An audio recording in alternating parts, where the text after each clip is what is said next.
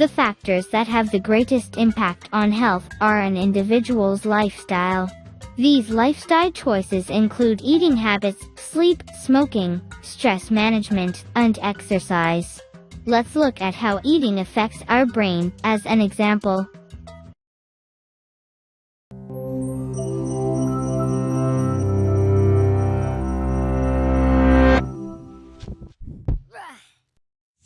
If you sucked all of the moisture out of your brain and broke it down to its constituent nutritional content, what would it look like? Most of the weight of your dehydrated brain would come from fats, also known as lipids. In the remaining brain matter, you would find proteins and amino acids, traces of micronutrients, and glucose. The brain is, of course, more than just the sum of its nutritional parts, but each component does have a distinct impact on functioning, development, mood, and energy.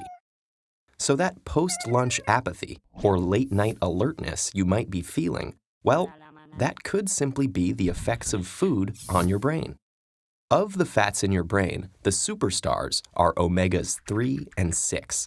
These essential fatty acids, which have been linked to preventing degenerative brain conditions, must come from our diets. So eating omega-rich foods like nuts, seeds, and fatty fish is crucial to the creation and maintenance of cell membranes.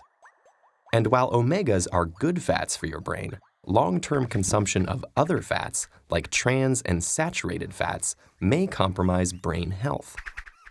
Meanwhile, proteins and amino acids, the building block nutrients of growth and development, manipulate how we feel and behave.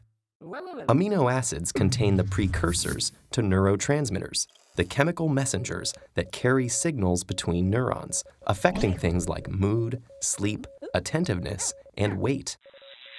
They're one of the reasons we might feel calm after eating a large plate of pasta, or more alert after a protein-rich meal.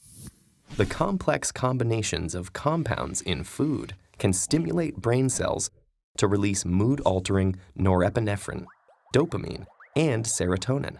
But getting to your brain cells is tricky, and amino acids have to compete for limited access. A diet with your mood from getting skewed in one direction or the other. Like the other organs in our bodies, our brains also benefit from a steady supply of micronutrients and brain cells, enabling your brain to work well for a longer period of time. And without powerful micronutrients like the vitamins B6, B12, and folic acid, our brains would be susceptible to brain disease and mental decline. Trace amounts of the minerals iron, copper, zinc, and sodium are also fundamental to brain health and early cognitive development. In order for the brain to efficiently transform and synthesize these valuable nutrients, it needs fuel, and lots of it. While the human brain only makes up about 2% of our body weight, it uses up to 20% of our energy resources. Most of this energy comes from carbohydrates that our body digests into glucose, or blood sugar.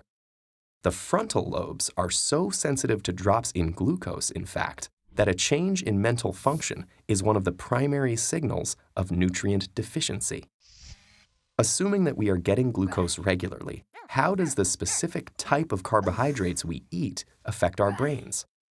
Carbs come in 3 forms: starch, sugar, and fiber. While on most nutrition labels, they are all lumped into one total carb count, the ratio of the sugar and fiber subgroups to the whole amount affect how the body and brain respond. A high glycemic food, like white bread, causes a rapid release of glucose into the blood, and then comes the dip. Blood sugar shoots down, and with it, our attention span and mood. On the other hand, oats, grains, and legumes have slower glucose release, enabling a steadier level of attentiveness.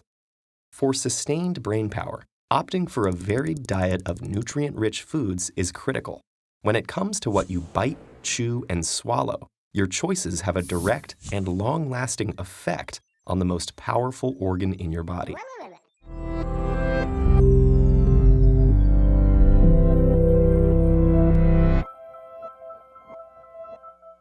How do eating habits affect our brain? Write what you learned from the video.